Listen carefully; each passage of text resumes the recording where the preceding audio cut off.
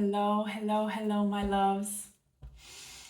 Now, it has been so long since I've been on here on the podcast, and I always believe in divine timing, and there was a reason that I wasn't supposed to be on the podcast.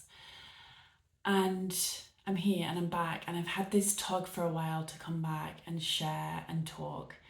Now, if you've not listened to this podcast before, this is just a space where I talk about my humanness, my experience, and what my clients are experiencing. And what do? I help humans come back to their heart, to connect their mind and body back to one another.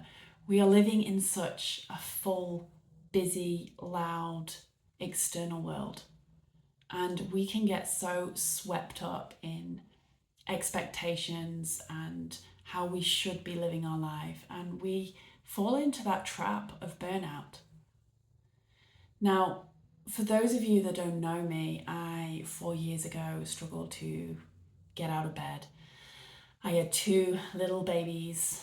I can't remember how old they would have been, but two little babies, and I had to be mom.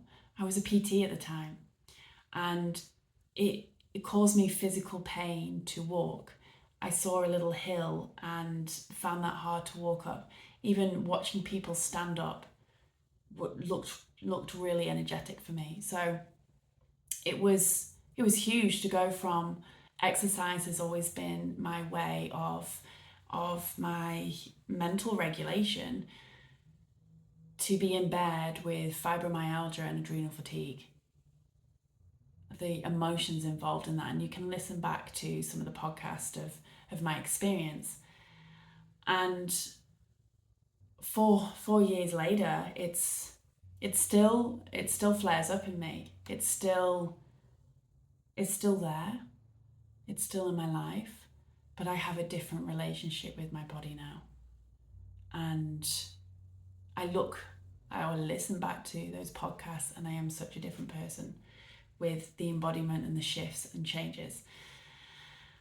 And what I want from you as well, or invite you in, or my intention of this space, is for me to share humanness, because we look external to us and we look at others and we compare ourselves to others on socials, that everyone has it together and that everyone's happy and there must be something wrong with you and you're the only one struggling with this humanness. But the reality is, and I always say this, if you listen to my WhatsApp coaching, I do one-on-one WhatsApp coaching, and if you heard the voice notes in there, you would be really, really comforted to know that you're not alone in the emotions that you are feeling. And yes, we're all experiencing something different, but we're all having these similar emotions.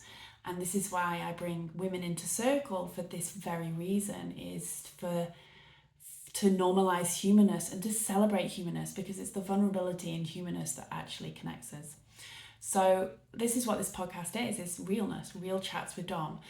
Now, I wanted to come on here for a while, and I've been procrastinating with it because of the technical side of it, and I'm wanting to be consistent and keep up with it. So I'm not going to come on with an amazing intro and recording. I'm just going to come on and talk, okay? Because otherwise I would never get it done. So what do I want to talk about today is, I've been through a lot. So who am I now and who was I not before? I have learned, I think the biggest lessons I've learned this past year and a half, since I haven't been speaking on here, is that I am going to be okay. I have learned to soften more. I've learned to trust more. I've learned to stay in my own energy more. I have learned that I'm important and my desires are important. Now, last time I was on here, I would have been going through, but I hadn't vocalized and talked about the divorce that I was going through. And it was almost 2 years ago that I decided to leave my husband, and it was the scariest scariest moment to have that realization drop in that this relationship isn't going to make it, and that we have 2 kids and we have built a life together. And I've recently been doing some journaling on the relationship as a way of cleansing. And I will never forget the moment that it was starting to happen, but I was probably really terrified. I was terrified of making the decision. And I remember just before going to pick up the kids from school, and this song came on, and it's a song called Grow from Face Soul, and it's all about growing and expanding. And it came on, and I just fell to my knees with a sense of knowing what I needed to do. And I just wept because I knew what I needed to do, but I was terrified of the journey that I was about to go on. Terrified. How do I even speak on it? And I look back to that version of me who was so terrified, who used to live her life through other people, who would push down her desires and her needs and for others.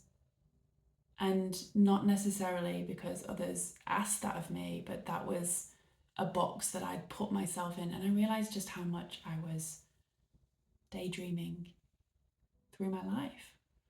I had no conscious focus on me. It was all about what was best for other people, what was best for my clients.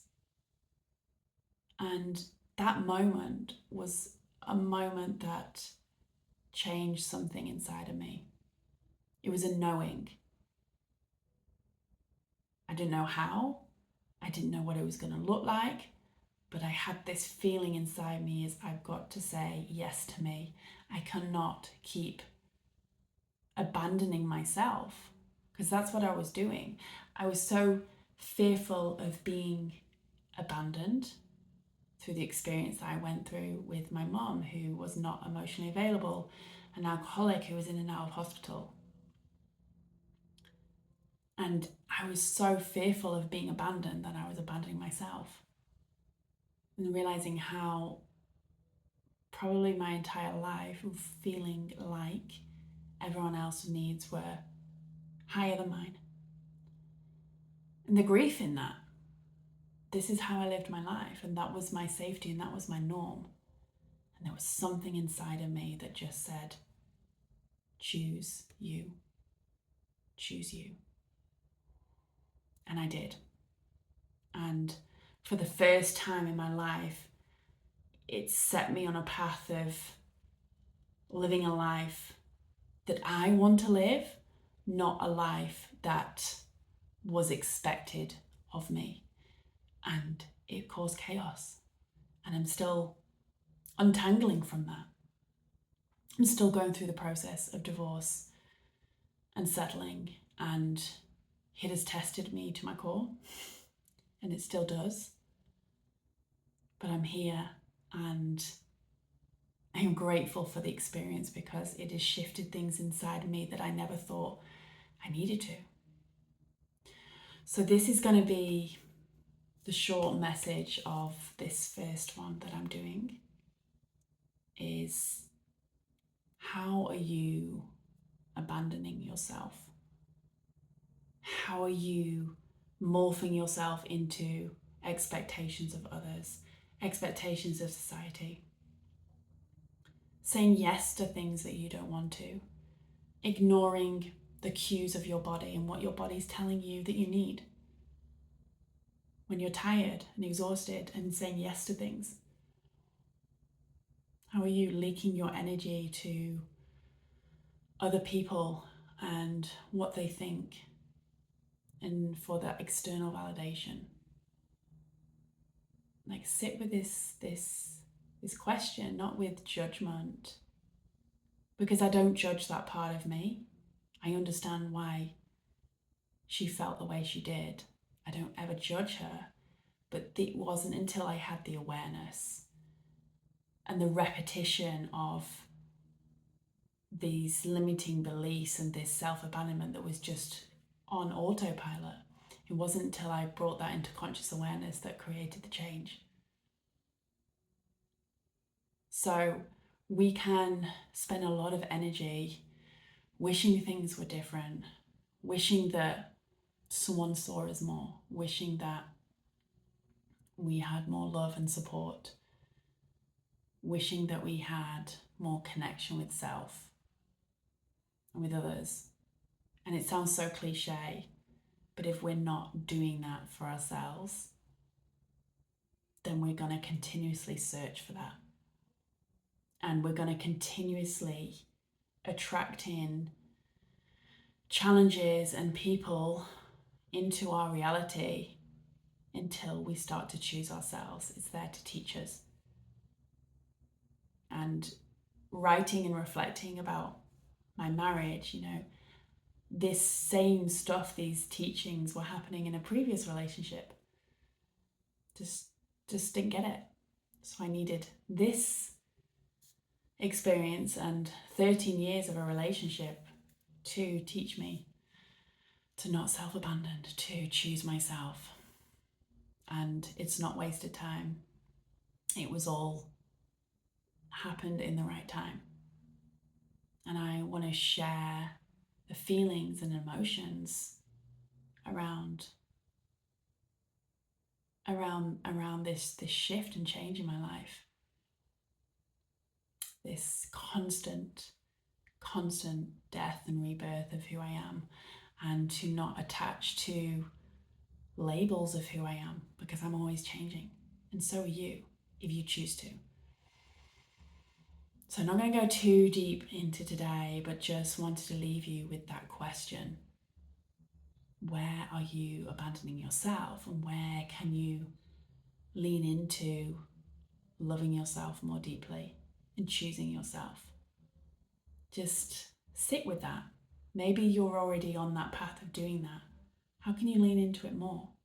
Or maybe you've never even considered that you were self-abandoning and not putting yourself first. Maybe the programming is so deep within you from childhood that this just feels the norm, the self-sacrifice, which leads to resentment and burnout. Believe me, I know, because this is my lived experience. So give yourself that space, maybe light your candle, do some journaling. Where can you lean into loving yourself more?